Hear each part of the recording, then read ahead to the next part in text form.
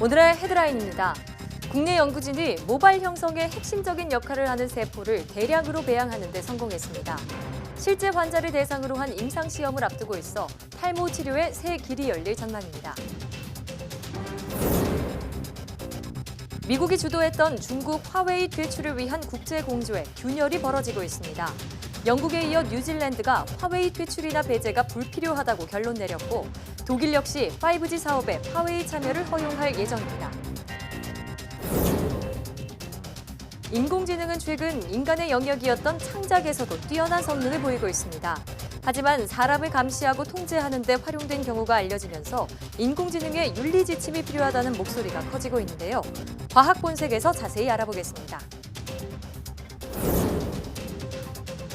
사촌이 땅을 사면 배가 아프고 다른 나라의 축구 경기 결과를 내일처럼 기뻐한 적 있으신가요? 오늘 생각연구소에서는 타인의 행복엔 불행을 느끼고 상대의 실수나 실패에 쾌감을 느끼는 심리에 대해 얘기 나눠봅니다.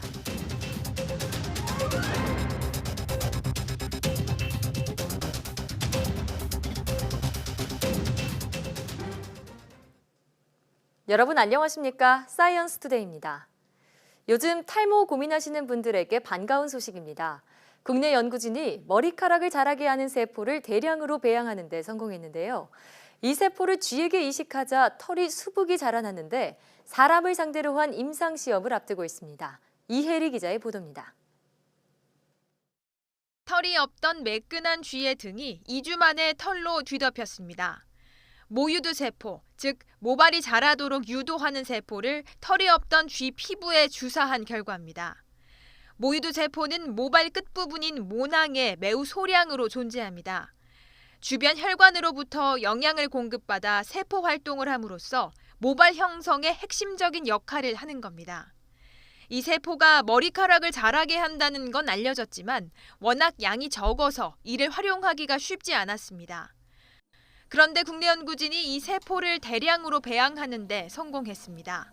저산소 환경, 즉 약 2에서 5%의 낮은 농도의 산소가 존재하는 환경에서 이 모유두 세포를 키웠더니 대량으로 만들어진 겁니다. 저산소 조건에서 모유두 세포를 배양하게 되면 증식도 획기적으로 증가하지만 배양한 세포를 쥐의 피부에 이식을 하였을 때 모유두 세포의 생존 능력이 획기적으로 늘어나고 탈모 환자를 치료하는 데 필요한 모유두 세포는 일반적으로 약 1,000만 개. 연구팀은 환자의 모낭에서 이 세포를 채취한 뒤 대량 배양해 간단히 두피에 주사하는 방식으로 모발을 자라나게 할 수 있다고 설명했습니다. 현재는 쥐를 대상으로 한 부작용 시험이 진행 중으로 실제 환자를 대상으로 한 시험은 내년쯤 이뤄질 전망입니다. YTN 사이언스 이혜리입니다. 온실가스 저감과 화석연료 대체 등 기후변화 대응 기술을 논의하는 대토론회가 열렸습니다. 과기정통부 주최로 열린 이번 토론회에서는 기후변화에 효과적으로 대응할 수 있는 R&D 기술을 연구자가 직접 제안하고 참석자들과 함께 혁신적인 기후변화 대응 기술 등을 논의했습니다. 기후변화 기술국가 R&D 현황이라는 제목의 주제 발표에 이어 연료전지와 태양 바이오에너지, 차세대 혁신 기술 등 5개의 세션별로 토론이 진행됐습니다. 그럼 이어서 문미옥 과기정통부 1차관의 인사 말씀을 들어보겠습니다. 문재인 정부는 친환경 에너지의 발굴과 육성을 강조하고 있습니다. 이를 통해서 깨끗하고 안전한 에너지 시스템으로 전환을 하기 위해서 강력하게 정책을 추진하고 있습니다. 이런 기조에서 태양광 그리고 바이오에너지, 에너지 저장 등을 확산해서 재생에너지 발전 비중을 2030년에 20%까지 확대하고자 합니다. 삼성전자의 갤럭시 스마트폰 10주년 기념작인 갤럭시 S10과 폴더블 폰이 미국에서 공개됩니다. 삼성전자는 20일 오전 11시, 한국 시각으로는 21일 새벽 4시에 미국 샌프란시스코에서 언팩 행사를 열고 신제품을 선보일 예정입니다. 갤럭시 S10 시리즈에는 카메라 구멍을 제외한 앞면을 화면으로 채운 홀 디스플레이가 장착됐고 잠시 시연하는 형태로 공개될 전망인 폴더블 폰은 펼쳤을 때 7.3인치 크기의 제품으로 만들어졌습니다. 이번 행사장은 경쟁사인 애플이 아이폰 6와 7을 발표한 곳이기도 합니다. 중국 화웨이 퇴출을 위해 미국이 우방국들과 추진하고 있는 공조체제가 균열 조짐을 보이고 있습니다. 영국과 뉴질랜드가 화웨이 퇴출이나 배제가 불필요하다는 입장인 것으로 알려진 가운데 독일도 화웨이의 5G 사업 참여를 허용할 것으로 전해졌습니다. 황보선 기자가 보도합니다. 화웨이가 해외에 파는 통신 장비에 기밀 정보를 빼돌릴 수 있는 백도어 장치를 심어놓았다. 미국 정부는 이런 의혹을 내세우며 화웨이의 5G 사업을 막는데 파이브아이즈 회원국들의 동참을 독려해왔습니다. 파이브아이즈는 미국, 영국, 호주, 뉴질랜드, 캐나다가 참여한 기밀 공유 기구입니다. 그런데 최근 영국 정보기관이 화웨이 리스크를 관리할 수 있다며 완전 퇴출은 불필요하다는 결론을 내린 데 이어서 뉴질랜드 정부가 자국 내 5G 사업에서 화웨이를 완전히 배제한 것은 아니라는 입장을 밝혔습니다. But again, as I say, the ball is now back in the court of the company that made the application, and that's Spark.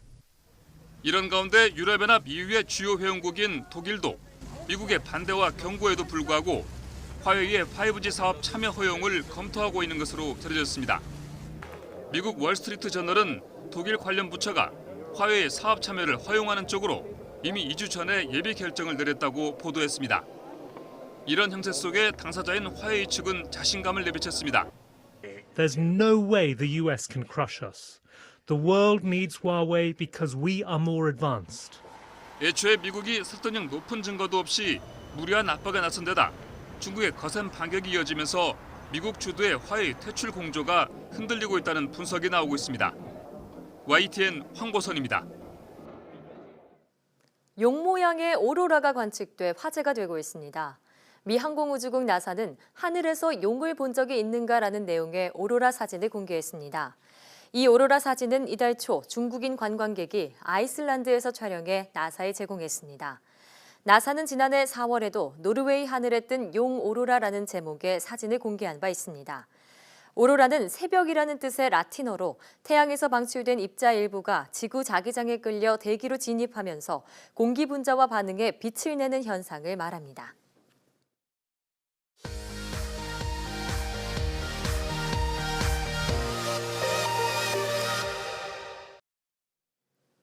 화제의 뉴스를 골라 과학 기자의 시선으로 분석하는 과학 본색 시간입니다. 스튜디오에 최소라 기자 나와 있습니다. 어서 오세요. 안녕하세요. 네, 오늘은 어떤 이야기 나눠볼까요? 네, 오늘은 인공지능에 대한 소식을 가져왔는데요.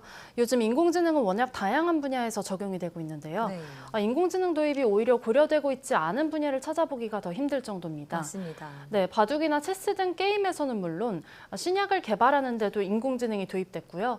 채용 현장에서 면접관으로 활동하는 인공지능도 등장했습니다. 네. 이런 가운데 인공지능이 발달하면 결국엔 많은 직업을 대체할 것이라는 전망도 나옵니다. 네. 일단 인공지능 벌써 채용 면접관으로는 활동하고 있고요. 네. 또 인공지능 요리사까지 등장했다. 이런 뉴스가 나오기도 했는데요. 자, 그러면 어떤 직업들이 이런 인공지능에 대체될 가능성이 있나요? 네, 미국의 브루킹스 연구소라는 곳에서 지난 2016년에 인공지능과 자동화로 대체될 직업 순위를 발표한 바 있는데요. 이 해당 직업의 업무 가운데 이 직업군에서 어느 정도 직업이 인공지능과 자동화로 대체될지를 매긴 결과입니다. 예. 가장 대체 비율이 높은 직업 3가지는 업무의 70% 이상이 대체될 것으로 평가가 됐는데요. 제조업과 이 외식 서비스 그리고 교통이 여기 해당됐습니다. 예. 그리고 하위 3가지 직업은 사업이랑 이 공학 그리고 문화나 예술가라고 연구소는 발표를 했습니다. 저는 사실 언론인이 나올까 봐 좀 조마조마했는데 다행이네요. 자, 문화 분야나 예술가가 대체되기 힘든 직업으로 꼽혔다고 하는데 아무래도 좀 창작이 들어가야 하는 그런 분야이기 때문이겠죠? 네, 그렇습니다. 사람을 직접 관리하는 것이나 중요한 결정을 내리는 일, 그리고 말씀하신 대로 또는 창조성을 요구하는 일들이 인공지능 시대에 인간이 자리를 절대 뺏기지 않을 비교적 안전한 직업이라고 꼽히는 건데요. 네. 하지만 이 믿음을 산산조각낸 인공지능이 최근에 등장을 했습니다. 어떤 인공지능이길래요? 네, 글 쓰는 인공지능이 등장을 했거든요. 네. 바로 오픈 AI라는 미국의 인공지능 연구소에서 개발한 인공지능인데요. 이 오픈 AI는 마이크로소프트사와 이 일론 머스크 테슬라 창립자가 지원하는 비영리 연구기관이기도 합니다. 네. 여기서 개발하는 인공지능인 GPT-2가 이 사용자가 시스템에 문장을 입력하면 문장 다음에 자연스럽게 이어질 문장을 만들어내는 건데요. 네. GPT-2가 직접 쓴 걸 한번 살펴보시죠. 연구진은 소설 반지의 제왕 속의 장면을 담은 문장을 시스템에 입력을 했다고 합니다. 네. 내용을 보면은 레골라스와 김리가 무기를 높이 들고 함성을 지르며 오크족을 향해서 진격한다 이런 문장이었는데요. 그랬더니 인공지능이 다음에 이어쓴 문장은 이 오크족의 대응은 괴상한 발톱으로 귀를 먹먹하게 할 정도의 맹습을 날리는 것이었다. 오. 네, 오크족을 공격하기 위해 선두에 선 김리는 난쟁이여 안심하라라고 말했다였습니다. 네. 마치 반지의 제왕을 직접 본 것처럼 직접 캐릭터 특성을 알고 있다 이런 생각이 들 정도인데요. 네. 사람이 썼다고 해도 믿겠는데요? 네, 그렇습니다. 네. 이 소설을 본 대부분의 사람들의 반응 또한 그랬는데요. 하지만 이 오픈 AI사는 이 인공지능을 출시하지 않기로 결정을 했다고 합니다. 왜 무슨 이유 때문이죠? 네, 이 인공지능이 인간 사회에 위협이 될 수도 있다고 판단을 한 건데요. 예. 바로 가짜뉴스 문제 때문입니다. 실제 이 인공지능이 만들어낸 가짜뉴스도 공개가 됐는데요. 한번 살펴보시겠습니다. 네. 연구진이 맨 처음에 핵물질을 실은 열차가 오늘 신시내티에서 탈취됐다 이런 문장을 입력을 했는데요. 여기에 대해서 인공지능이 다음에 쓴 문장을 보면요. 해당 사건은 도심의 한 철도에서 발생했으며 해당 핵물질은 신시내티 대학의 트라이앵글 파크 핵연구소에서 개발한 것 이렇게 썼습니다. 예. 네, 구체적인 사건의 장소와 또 핵물질이 개발된 연구소의 이름까지 가짜로 만들어낸 겁니다. 연구진은 이 인공지능이 진짜 같은 가짜 뉴스를 양산하거나 또는 소셜미디어에서 이 가짜 글을 올리는데 악용될 가능성이 있다고 판단을 한 겁니다. 네, 그래서 이렇게 뛰어난 인공지능을 개발하고도 출시를 하지 않은 건데요. 자, 이처럼 개발 회사의 마음먹기에 달린 거라면 만약에 이런 AI가 출시됐을 때 정말 윤리적인 문제가 나올 수도 있겠어요. 네, 그렇습니다. 최근 들어서 윤리가 결여된 인공지능 기술이 얼마나 무서운지를 보여주는 사건이 있었는데요. 지난 17일 네덜란드의 인터넷 보안 전문가인 이 빅터 게버스라는 사람이 트위터를 통해서 폭로한 내용입니다.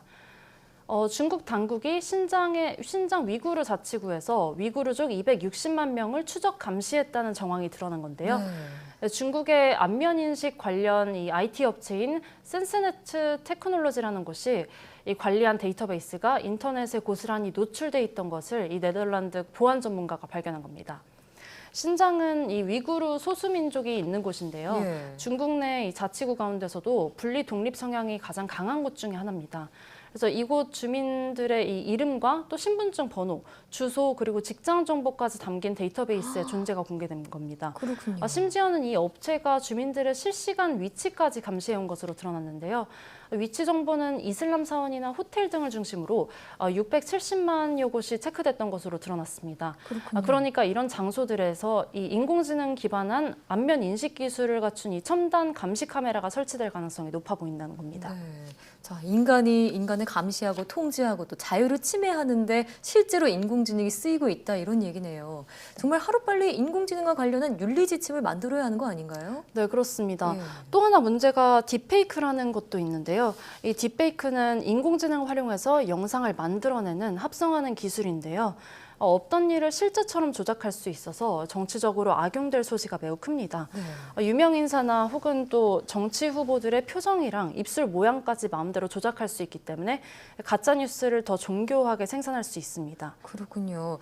이 딥페이크로 만든 가짜 영상은 오바마 전 미국 대통령도 당한 적이 네, 있잖아요. 그렇습니다. 네, 실제로 인공지능 때문에 인간 사회의 혼란이 조금씩 벌어지고 있다 이런 생각이 드는데 윤리 지침을 만들기 위한 그런 국제적인 노력이 나타나고 있나요? 네, 그렇습니다. 이런 우려는 오래전부터 나왔지만 이런 윤리 지침을 위한 노력은 이제 막 시작됐는데요. 예. 네, 일본 정부는 지난해 인공지능 활용에 대한 7가지 원칙이라는 것을 제정했습니다. 주요 내용을 보면은 인공지능의 판단에 대해서 인공지능을 개발한 기업에 설명의 책임을 부과하는 건데요. 네.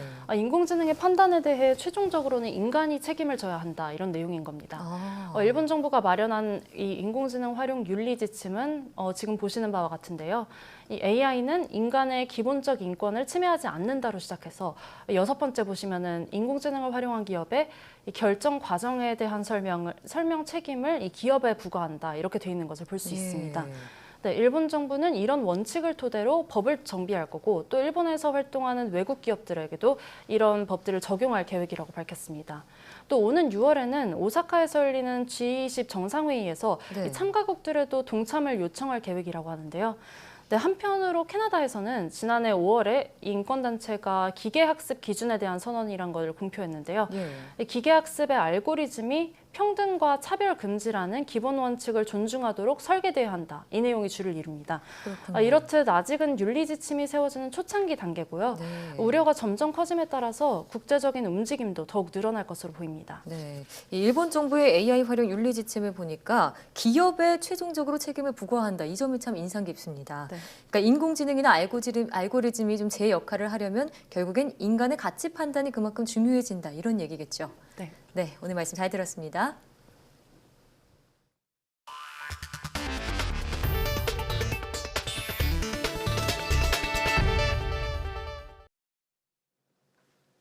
한국형 인공태양으로 불리는 초전도 핵융합 연구장치 K-스타가 실험 10주년을 맞았습니다. 국가핵융합연구소는 서울 코엑스에서 기념식을 열고 10년간의 핵융합 분야 연구 성과와 비전을 공유했습니다. 이 자리에는 과학기술정보통신부 문미옥 차관을 비롯한 국내 관계자들과 미국과 일본, 중국 등 해외 핵융합 분야 연구자 300여 명이 참석했습니다. 이번 기념식에서는 K-스타가 이뤄낸 대표적인 성과와 앞으로의 연구 방향을 소개하고 핵융합 기술 개발에 이바지한 국내외 기관과 연구자들에 대해 시상하는 자리도 함께 마련됐습니다.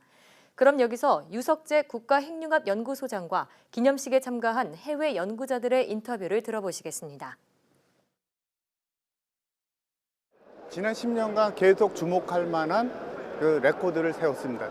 마치 이제 육상 경기에서 특히 이제 100m에 몇 초다 하는 것처럼 매번 저희들이 그 기록을 갱신을 해 오면서 지금까지 왔습니다. 그래서 오늘 이제 요번 올해 마지막으로 이제 그 2018년 말에 그 1억도 1.5초라고 하는 이 초전도 핵융합 장치로서는 세계 최초로 또 레코드를 세우는 그런 개가를 올릴 수가 있었습니다.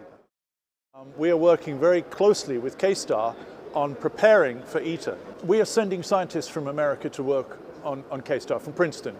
So several of our brightest young scientists are visiting right now, actually, to contribute to K-STAR. The achievement of K-STAR itself is very, very good, but that was achieved only within 10 years. Very sudden growth, and I deeply respect that achievement, and we have been learning a lot of things from K-STAR, and we hope to continue our fruitful collaboration. 앞서 보신 것처럼 가동 10주년을 맞은 K-스타는 초전도 핵융합 연구장치 가운데 세계 최초로 플라스마 온도 1억도 달성에 성공했습니다. 미래 청정에너지원인 핵융합 분야에서 우리의 기술력이 주목받고 있습니다. 이정우 기자입니다. 우주의 99.9%를 차지하고 있는 플라즈마. 원자핵과 전자가 떨어져 자유롭게 움직이는 제4의 물질로 핵융합 장치 상용화를 위해서는 플라즈마를 연속해 운전하는 게 핵심 과제입니다. 국내 연구진이 플라즈마를 자기장으로 가두는 도넛 모양의 초전도 핵융합 실험 장치인 K-스타의 중심 온도를 1억도 이상으로 1.5초 유지하는 데 성공했습니다. 1억도라는 것이 어떻게 보면 핵융합이 많이 되냐 안 되냐를 판가름하는 중요한 척도이기 때문에 중요한 운전 시나리오를 확보했다 이렇게 보시면 되겠습니다. 이번 성과는 향후 실제 핵융합 장치에 적용할 차세대 플라즈마 운전 방식을 통해 구현돼 의미가 큽니다. 연구진은 올해 중성자 빔 가열 장치를 K-스타에 추가로 도입해 1억도 이상 초고온 플라즈마를 10초 이상 안정적으로 유지하는 것을 목표로 세웠습니다. 한국의 인공태양 K-스타를 보고 배우기 위해 세계 각국의 핵융합 석학들이 우리나라를 찾았습니다. 국제 핵융합 학술대회를 통해 K-스타의 우수성을 알리고 핵융합 에너지 분야에서 세계적 경쟁력을 갖춰 향후 국제 핵융합 실험로 ITER의 운영을 우리 기술로 이끌 전망입니다.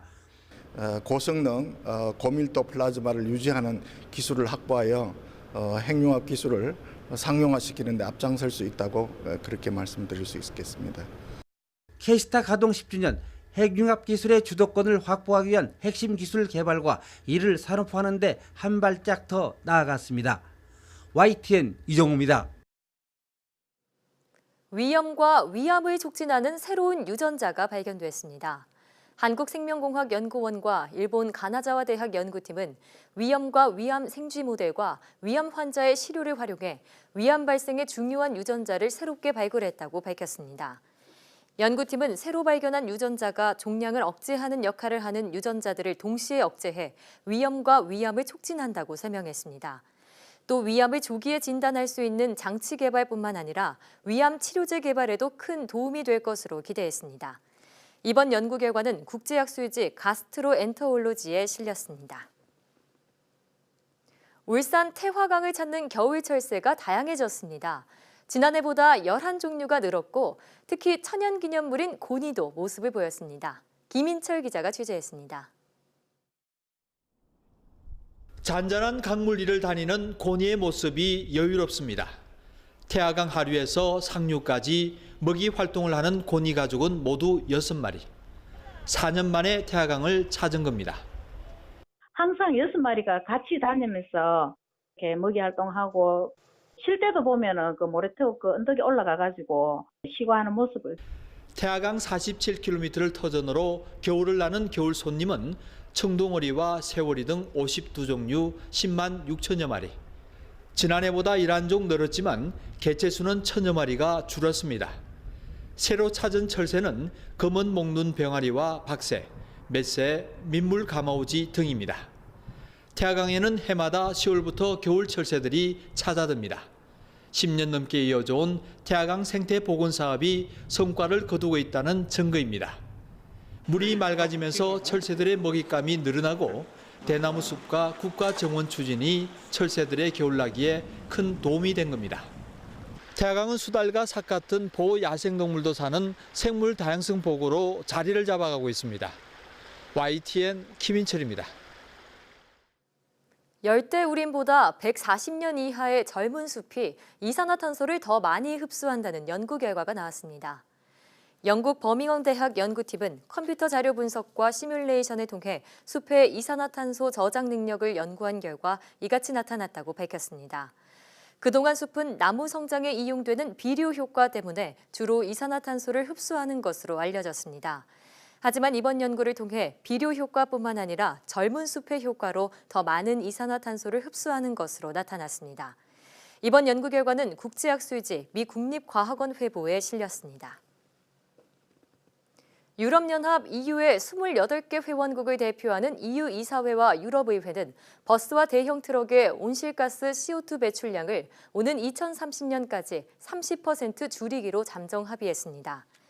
이에 따라 EU 회원국들은 먼저 2025년까지 버스와 대형 트럭의 CO2 배출을 올해 기준으로 15% 감축하고 오는 2030년까지 30% 감축해야 합니다.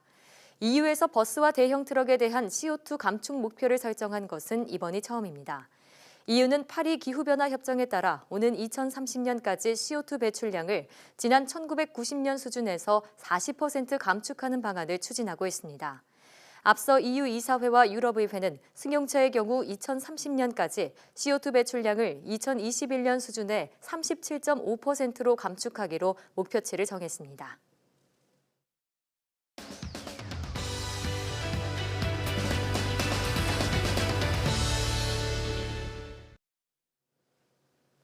라이벌의 실수나 잘 나가던 연예인의 몰락 등 타인의 불행을 보면 때론 묘한 쾌감이 느껴지기도 합니다. 자, 이처럼 타인의 불행을 즐기는 듯한 심리는 어디서 비롯되는 걸까요? 오늘 생각연구소에서는 남의 불행이 나의 행복, 쌤통의 심리에 대해 알아보겠습니다. 연세대학교 심리학과 이동기 교수와 함께합니다. 어서 오세요. 네, 안녕하세요. 네, 오늘 주제 정말 흥미로운 것 같습니다. 네. 자, 그러니까 사촌이 땅을 사면 배가 아프다 이런 말도 있지만 땅을 사서 땅값이 올랐어요. 잘 됐을 경우에도 그렇게 좋진 않다라는 얘기인데 자, 이처럼 타인의 불행을 보면서 행복을 느끼는 심리는 무엇일까요?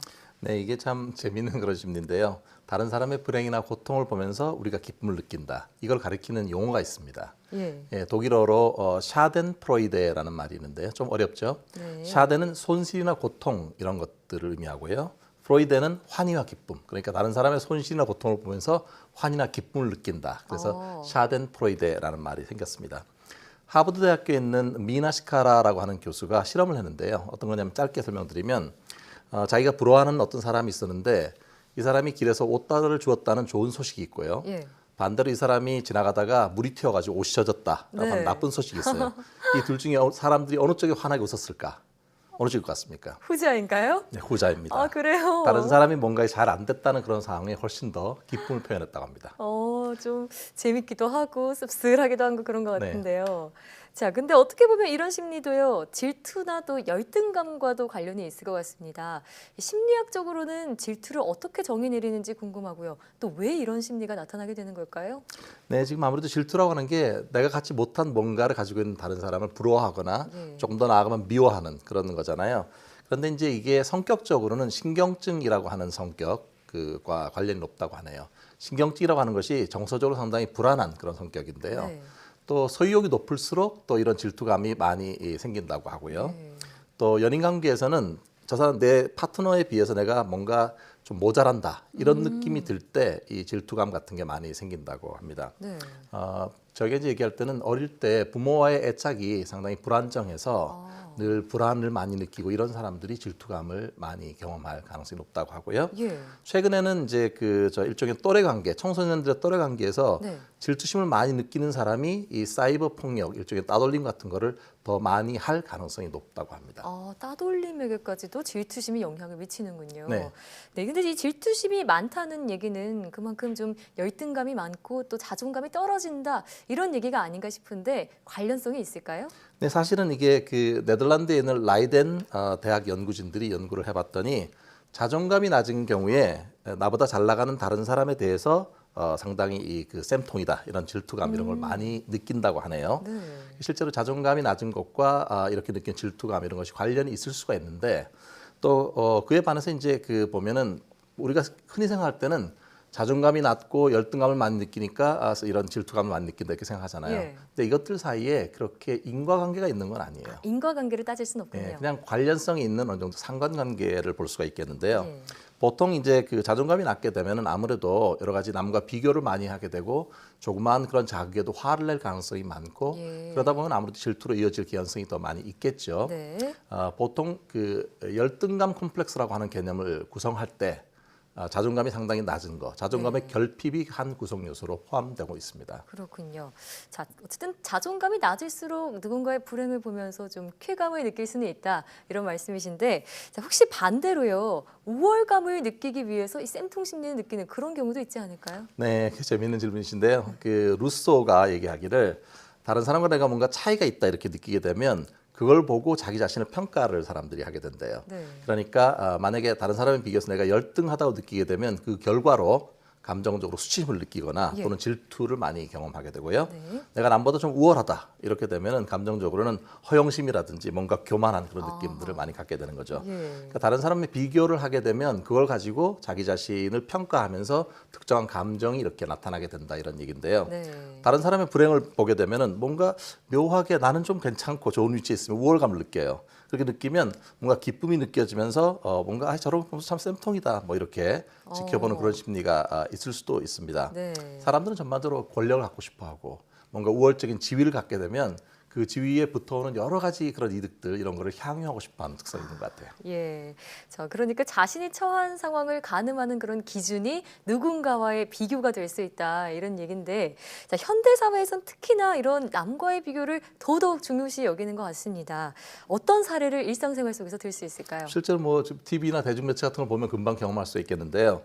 언론에 노출되는 그런 다양한 유명인들이 있잖아요. 뭐 연예인도 있고 정치인, 뭐 경제인 이런 사람들이 유명인이 한순간에 몰락하는 걸 보게 되면 사람들이 지켜보면서 상당히 이렇게 즐거움이나 기쁨을 느끼는 사람들이 있다고 합니다. 일종의 샤덴프로이드 현상의 한 그러네요. 예일 수 있겠는데요. 한 예로 예전에 그 유명한 골프 황제였던 타이거 우즈가 있잖아요. 네. 돈도 많이 벌고 그다음에 상당히 좋은 남편 이미지 이런 거였거든요. 가정적이다고 소문이 났었죠. 그랬는데 갑자기 그게 이제 그 사람이 뭔가 불륜 행각이 드러나고 또 성 중독증이 되고 이러니까 갑자기 그 언론 매체가 달려들어 가지고 네. 마치 전염병이 쫙 퍼지는 것처럼 다 비난을 했었어요. 쌤통이다. 예, 이렇게. 그렇게 얘기를 했었죠. 예. 그 사람들은 심지어 골프에 관심이 없는 사람도 타이거 우즈의 몰락을 보면서 한편 마음속으로 은근히 이렇게 쌤통이다 그리고 자기 기분이 좋아지는 그 경험을 했다고 하네요. 네. 이런 경우는 최근에 있었던 월드컵에서도 있었어요. 어떤 경우였죠? 네, 월드컵에서 우리나라가 그 당시 세계 최강이었던 독일 팀을 이겼잖아요. 예. 이겼는데 사실 기쁨을 느낀 사람들은 영국 사람들이었대요. 영국이요? 네, 그동안 독일에 비해서 축구가 아무래도 순위가 미치였던데 네. 보면서 뭔가 훨씬 더 쾌감을 느끼고 그걸 대서특필하고 이런 그 모습을 보였었죠. 네.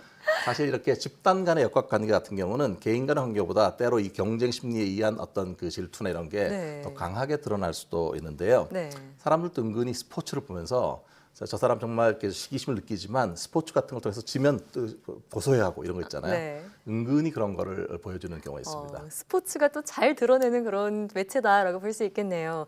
자, 이 질투나 시기심 사실 지극히 인간적인 감정이잖아요. 근데 이게 좀 지나쳐서 증오 혹은 분노로 나아가게 된다면 긍정적이지만은 않을 것 같은데요. 그럼요. 네, 이게 상당히 이제 원래 증오란 말 자체가 원한이 뼛속에 파고드는 정도의 그런 미움이잖아요. 일례로 히틀러 시대의 반유대주의, 네. 유대인에 대한 어떤 그 반대하는 거잖아요. 네. 유대인에 대한 이게 이제 가만히 들여다보면 히틀러가 유대인에 대한 질투심이 되게 많아서 그랬다는 얘기가 있습니다. 오히려요? 열등하다고 느껴서가 아니라요. 네네. 뭐냐면은 오스트리아 빈에서 당시 보면은 예. 유대인은 한 9%밖에 안 됐어요. 네. 그런데 그때 의사라든지 뭔가 전문직에 있는 사람 숫자는 거의 50%에서 60%에 육박했다고 하네요. 유대인이요? 네, 그러니까 상당히 좋은 높은 위치를 많이 가진 거죠. 예. 그러니까 히틀러의 수석 건축가인 알베르트 슈페어라는 사람의 회고록을 읽어보면은 히틀러가 내심 유대인에 대해서 상당히 동경하고 질투심이 많았다는 거예요. 네. 그래서 이 병적인 질투가 증오의 감정으로 올라가게 되고 그 증오가 대학살의 단초가 됐다고 하는 거죠. 네, 그 얘기를 들으니까 질투가 증오로 번지는 그런 현상만큼은 정말 경계하고 막아야 하지 막아야 될 것 않을까 같아요. 네. 싶습니다. 자, 우리 질투나 이런 이기심, 시기심 같은 감정들 정말 자연스러운 감정이지만요. 우리가 이걸 지나치게 열등하거나 혹은 자기 교만에 빠지지 않으려면 어떤 자세를 갖춰야 할까요? 그렇죠. 이게 인간이기 때문에 어느 정도의 어떤 때로는 질투심 또 열등감 이런 걸 느낄 수가 있잖아요. 예. 이런 거 자체 느끼는 감정 자체는 되게 자연스러운 건데 네.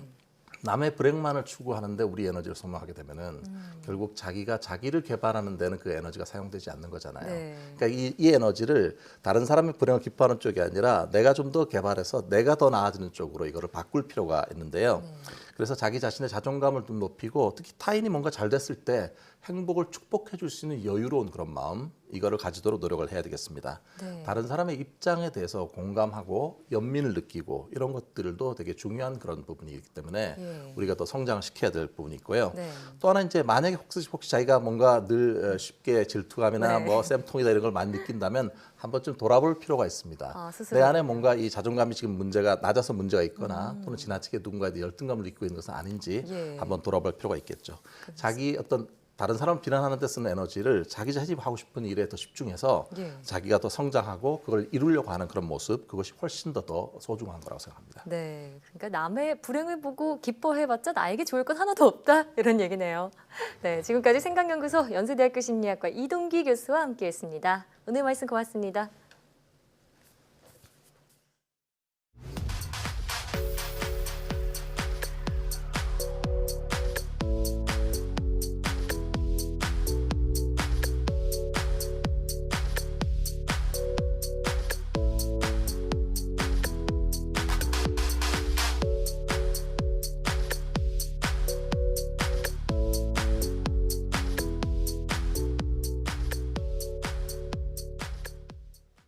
제주산 달걀에서 항생제 성분인 엘로플록사신이 검출돼 논란이 되고 있습니다. 이 항생제는 인체 치료에도 쓰인 만큼 자칫하면 내성이 생겨 약이 잘 안 듣게 되는 우려가 있는데요. 정부는 재작년부터 알을 낳는 닭에는 엘로플록사신 사용을 금지하고 있지만 이번 사례와 같이 모르고 사용하는 농가가 아직 적지 않다고 합니다. 2020년부터 모든 닭의 사용이 금지된 만큼 농가에 대한 지도와 검사가 더욱 꼼꼼하게 이루어져야겠습니다. 사이언스 투데이 오늘 저희가 준비한 소식은 여기까지입니다. 함께해 주신 여러분 고맙습니다.